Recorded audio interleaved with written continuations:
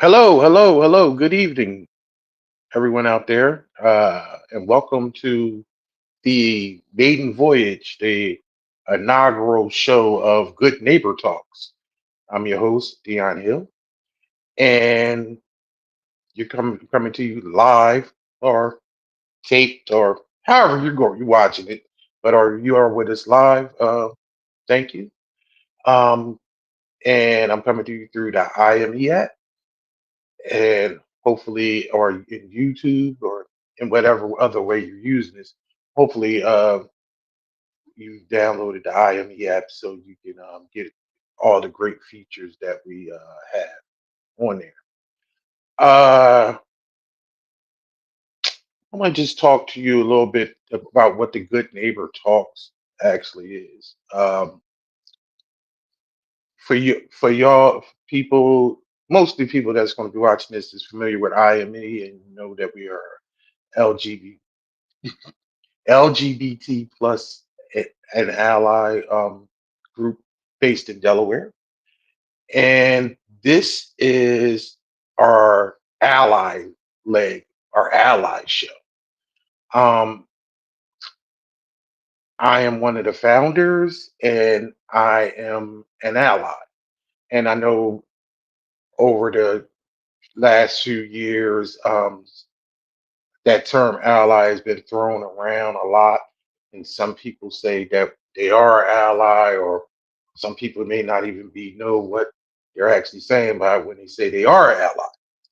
But with this show, we are going to actually talk about allyship and teach you what being a true ally is. And on the same concept, we're going to talk about being a good neighbor because we're trying to reach. This is a safe space for other allies to discuss um, what's going on out here and how it is to be ally and share your stories on how you actually came to allyship because everybody's journey is different.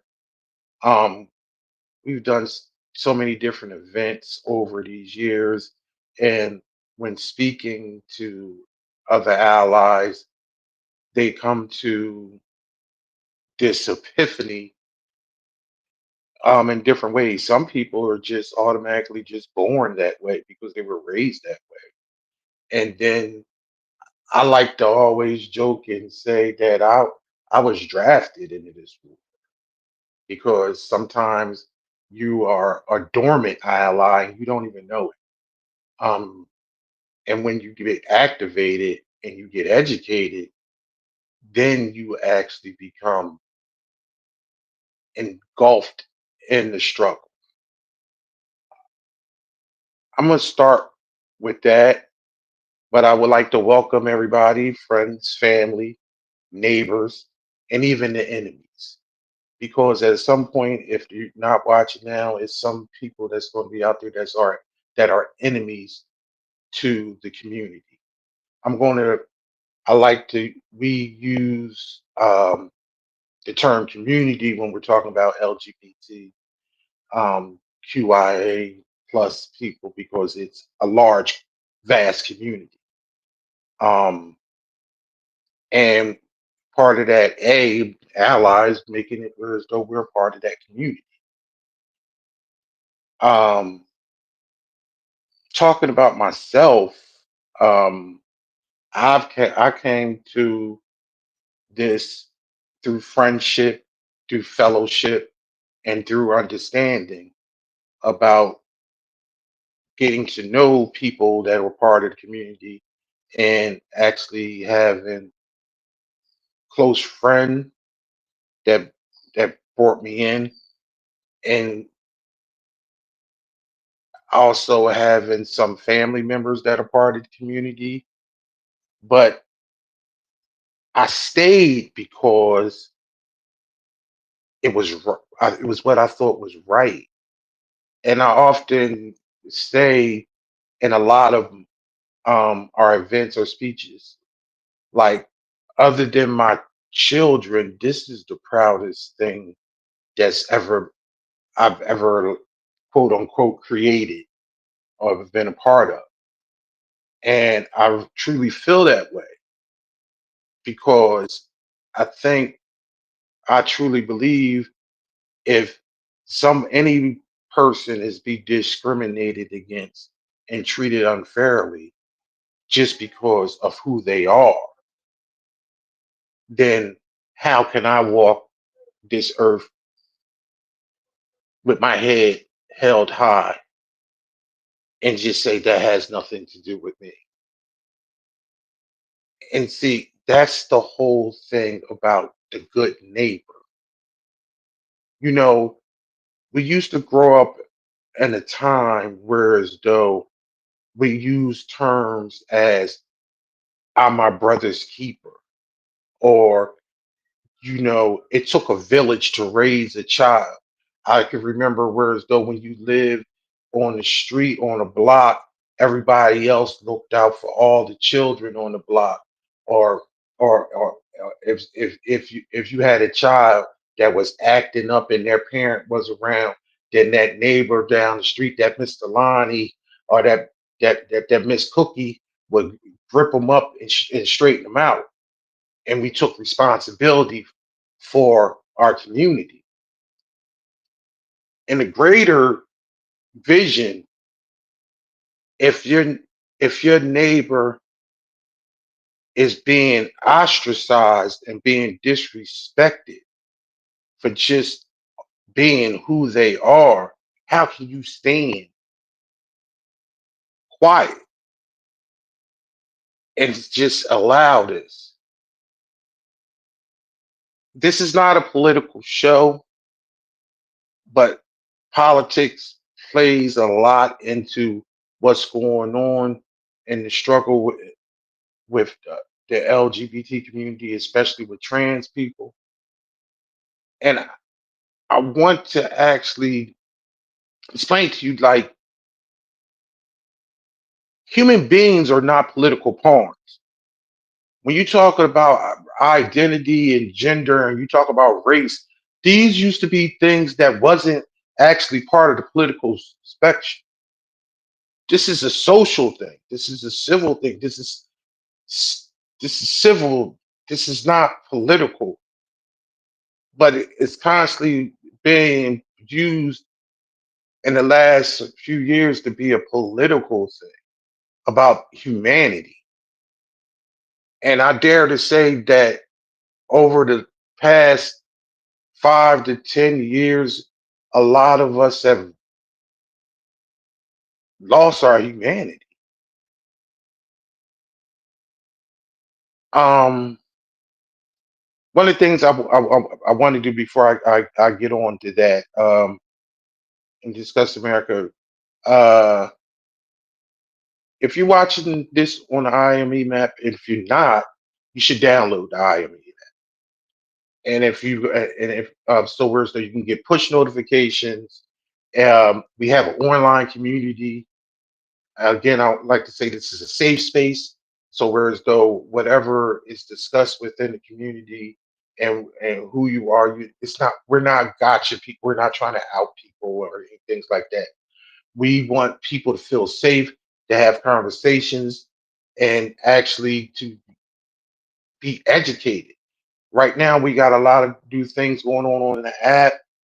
Um, we have a weekly motivation that comes out every Monday. Also on that Monday, we have a weekly blog that will be dedicated to different types of things in the LGBT community about historical, political things, and also about allyship, um, different news that's going on in the community throughout the state, the nation, and in the world will be on there so to keep you informed. And actually, you can come on and actually be educated and also find some like-minded people that you can feel safe to actually communicate with. The biggest thing about IME and the word and the saying is I am me, who I am, and we respect that. The only thing we don't respect is Nazis and homophobes because there's no need for any of that in our community in this world. Um, it seems as though the climate in this country has been drawn up. It actually just really, one of the things that is complex and I pondered over the last 5 years of being part of this organization. And I'm a student of politics, I'm a student of history. First of all, I'm a black man in America. I'm a straight black man, so that in this case is kind of maybe weird to some people that I be an ally. But I just compared it to the civil rights movement in the 60s when black people were out there pushing for equality.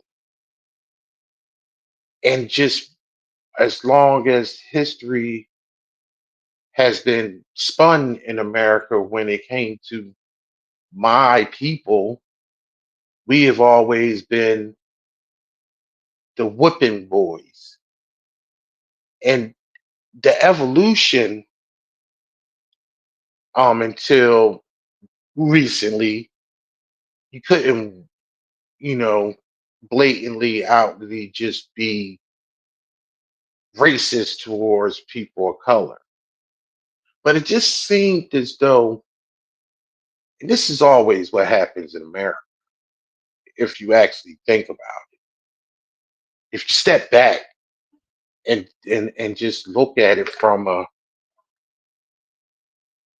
you know, 360-degree and an overhead view, you will always find some group that is okay to beat up on, that you don't get any pushback from the general public. And now it's the trans community because the wording and how society views things, it's okay to beat up on the trans community. Just like it's just now the term immigrant is a swear word. And last time I checked, if you are not the 7% of the Native Americans that, hadn't been slaughtered in this country, you're the only ones that's not an immigrant. No matter how you got here, on what boat, what plane, legally, illegally, in chains, out of chains. But immigrant now is a curse word. Being trans, it's not actually being a human being to some people. Being part of the community is just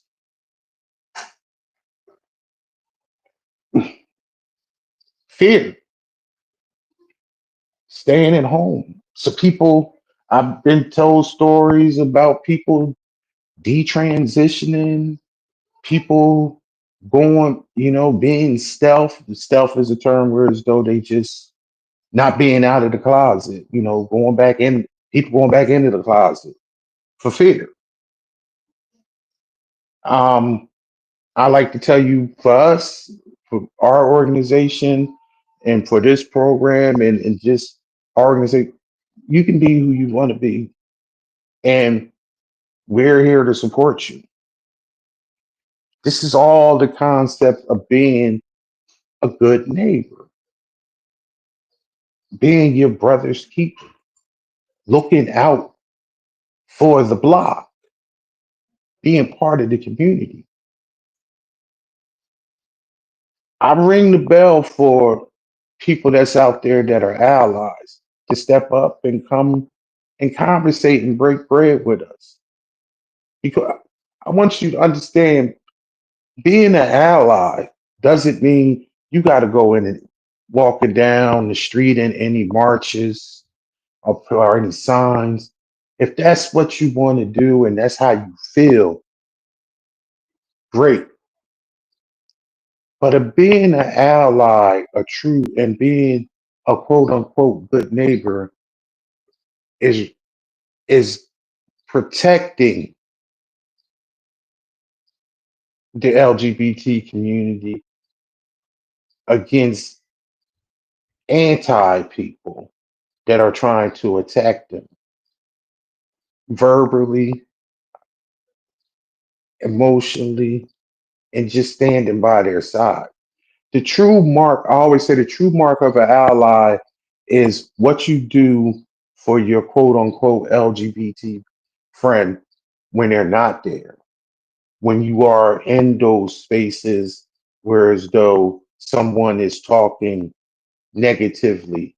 And a lot of times this comes into play with me because people don't may not know that I'm part of a LGBT group. So they may say something that is offensive and that's coming out of religious dogma or just out of ignorance. And then I correct them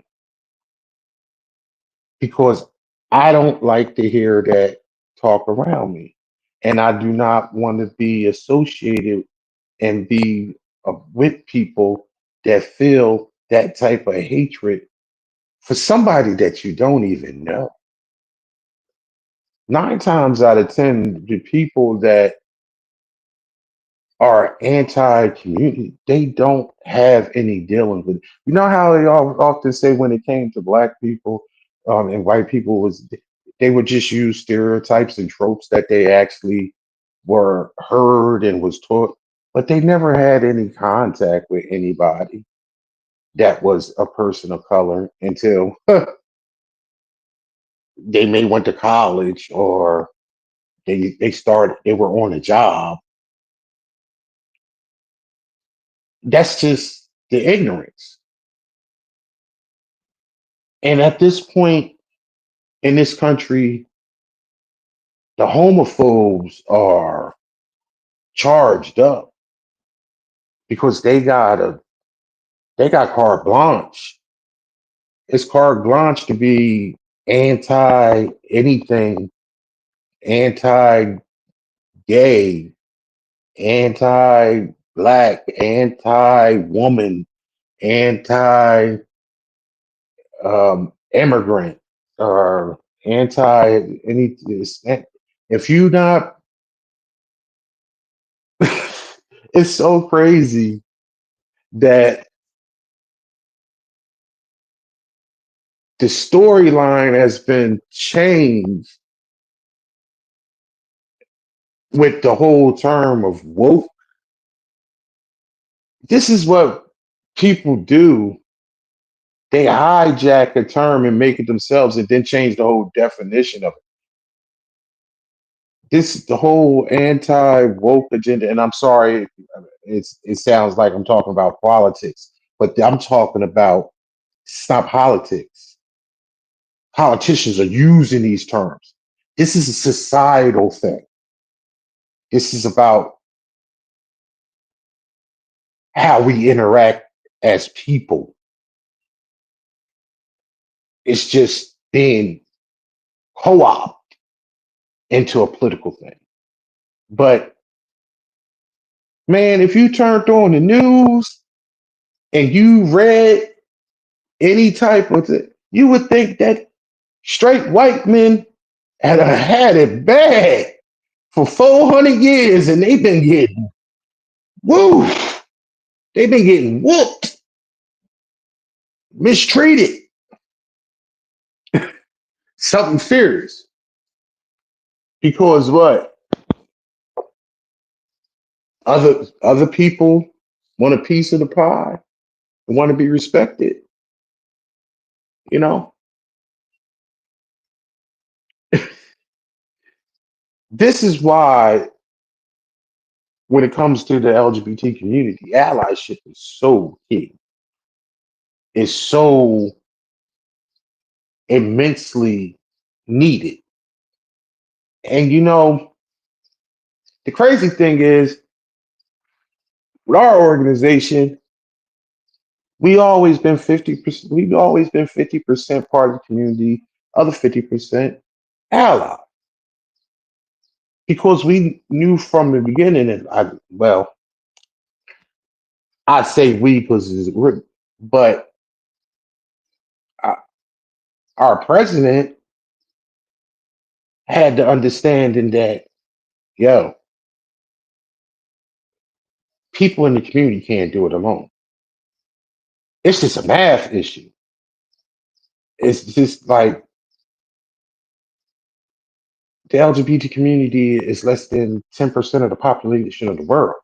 So you got 90% of people that's possible. You got 90% of people that can possibly be allies and be on your side. You can't go it alone. Nobody can do anything alone. In order to succeed, you always need somebody. And it's a simple fact that you had to come to realization that if that's my sister, that's my brother, that's my cousin, that's my mama. And even if it's not, it could be because in the grand scheme of things, this is a world ecosystem. So how can you stand by and allow some group to be persecuted when they not breaking the law? They just want to be themselves. And we all are unique in our own way. I use the term,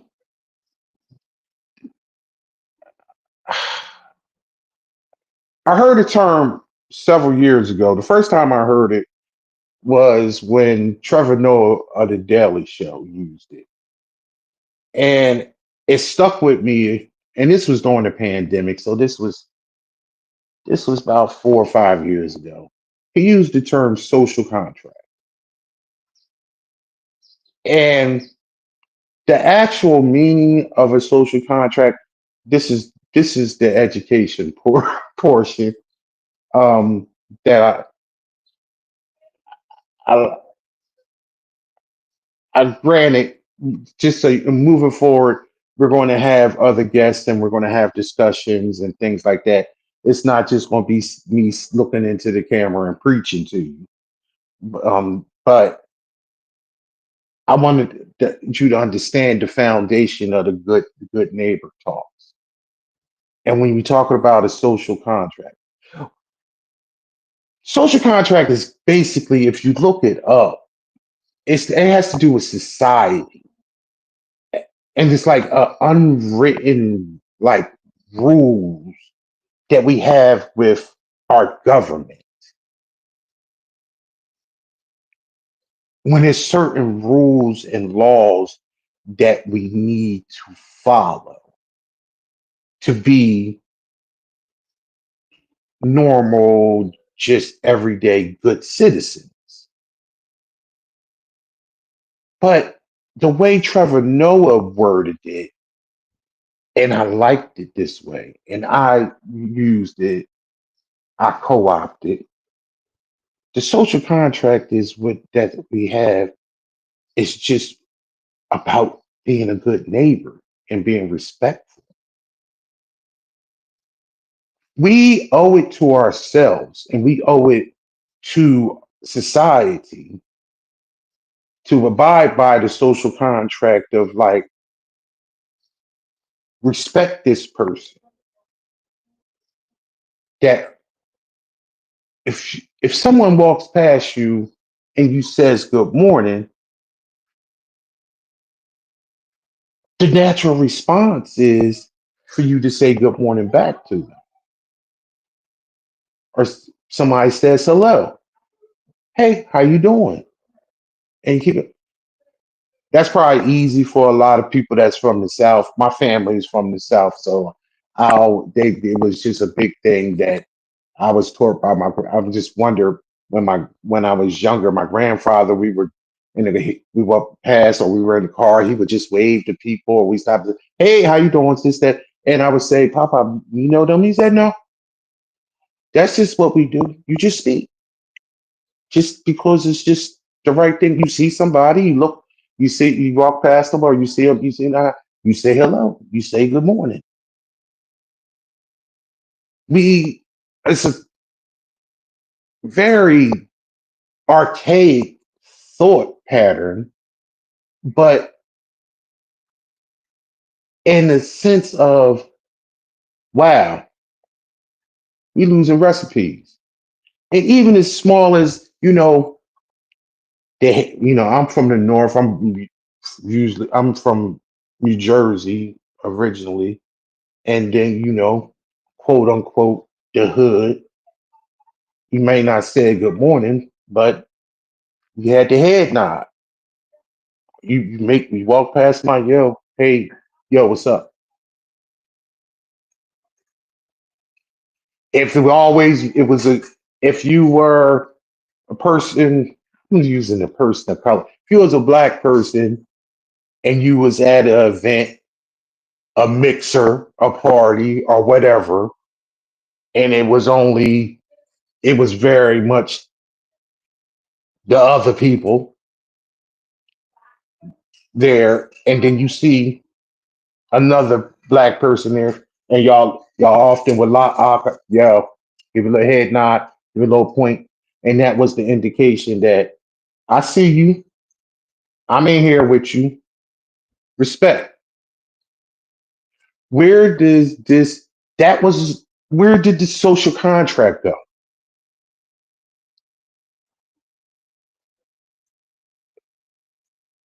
Respect is to be given to everyone that deserves it when they have not done anything to disrespect you. I often, when you have a conversation with a homophobe or someone that is anti-gay, I use what, and you ask them why,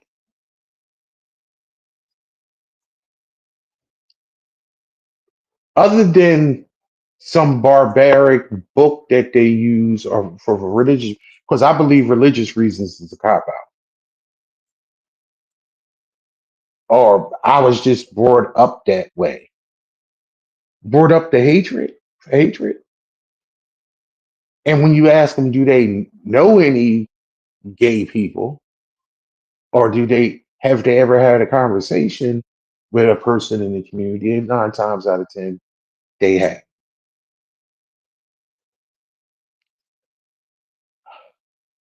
What we are losing is being the ability of having a good neighbor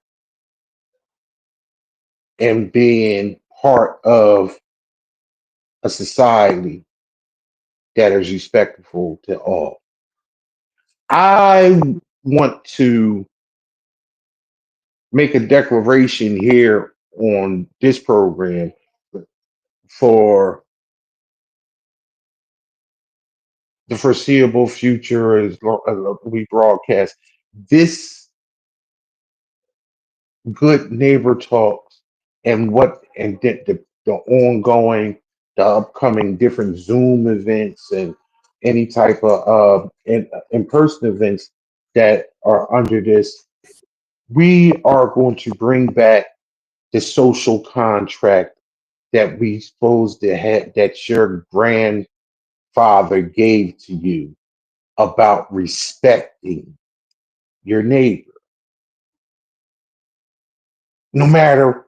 what they look like. It's so funny because I can remember, and I know a lot of you that may not be part of the community can remember a time where as though even if you saw a junkie, a crackhead, the neighborhood wino, the neighborhood hissy, prostitute, whatever, and you still said hello to them.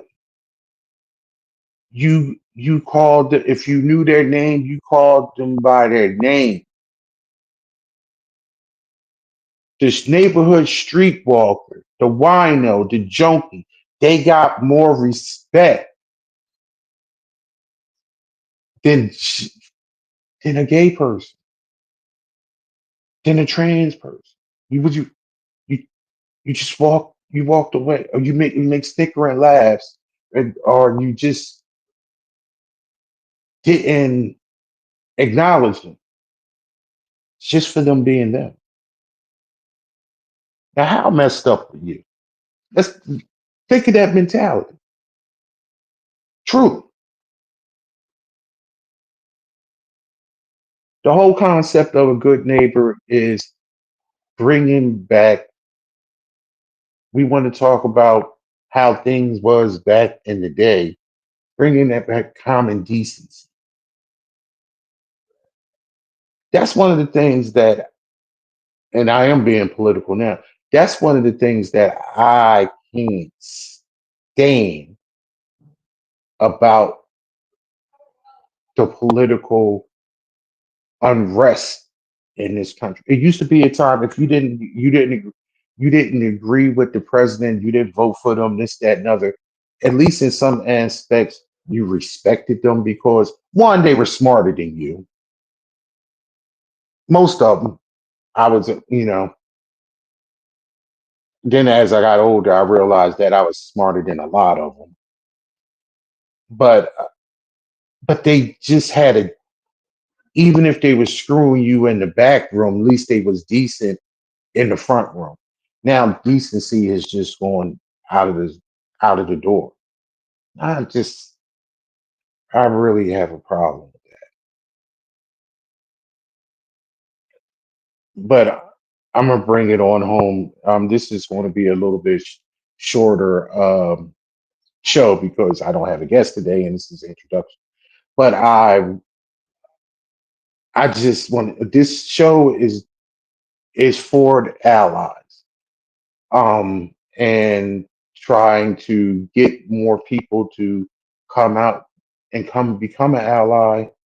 And we are going to have guests that are part of the community and that are allies or possible allies, and we're going to have discussions about the climate in America and the climate that's even in Delaware, because you may think people of the community that you're safe, but it's a lot of rumblings and people that are not for the community in this little state also. And they are voicing their opinions big time.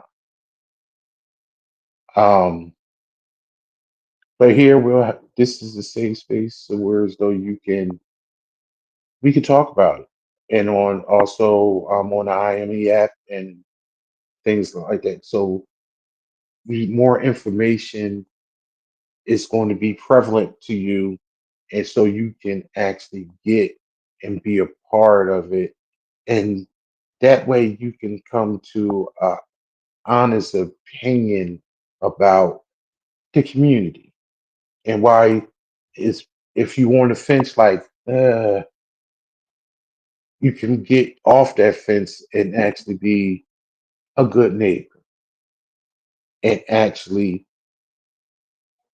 be your brother's keeper, your sister's keeper, uh, and worry about something that is important, that is may not be affecting you directly, but one of the greatest things, one of one of the greatest things that I learned from reading about society and about just how things work in the world and how history has taught me this, that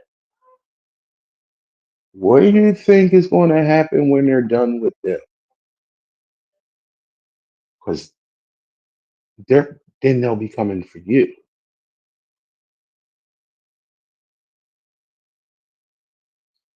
Just think about it, how a lot of people in this past election thought it wasn't about them. I won't be losing my job. I won't be getting sent wherever. And now they realize, ooh, they was talking about me too. Hmm. Yeah, because you might even be the right complexion, but you may not be the right religion, and you definitely might not be in the right tax bracket.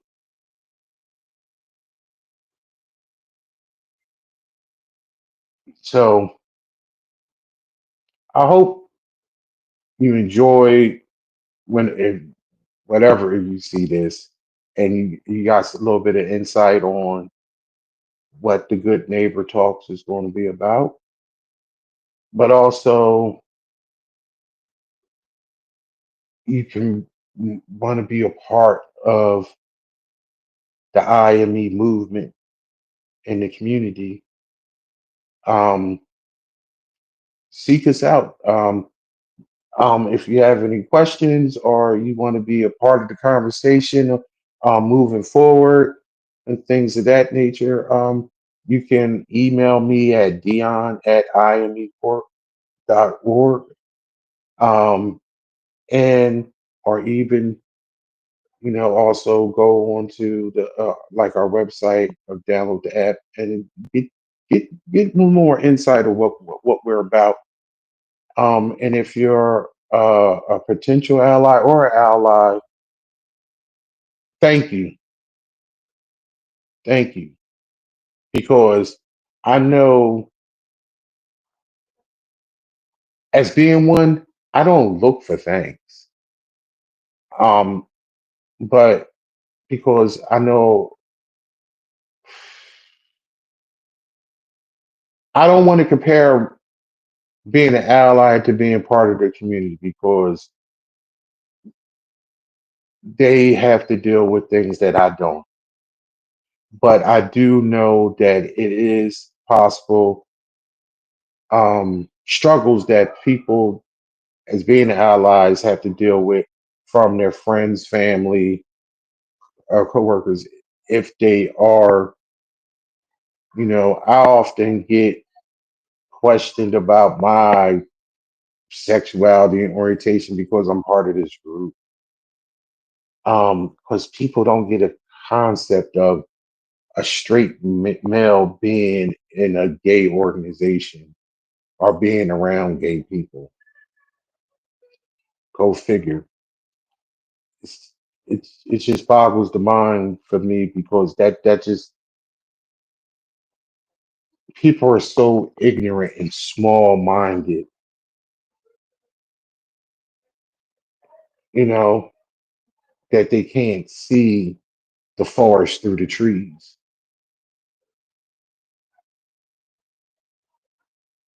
I'm for them because if one of us is down, all of us is down. It's a I'm for black folk. It's a lot of people that's in the community that's black. I'm for oppressed people. A lot of people in the community gets oppressed just for being them.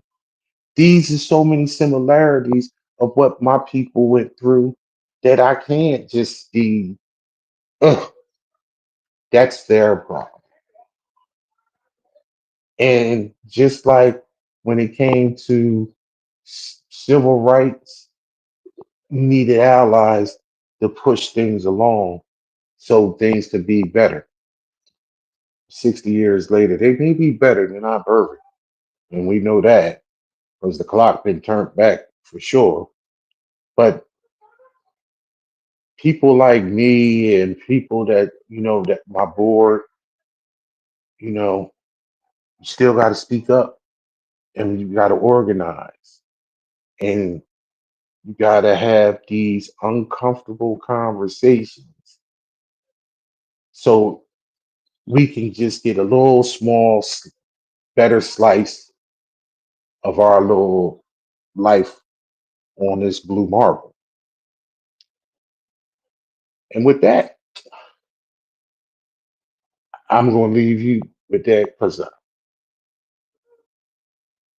and I hope that you have a better understanding of what being an ally is. And I hope that you you join us in future broadcasts and you actually use and be more visible and understanding about the social contract.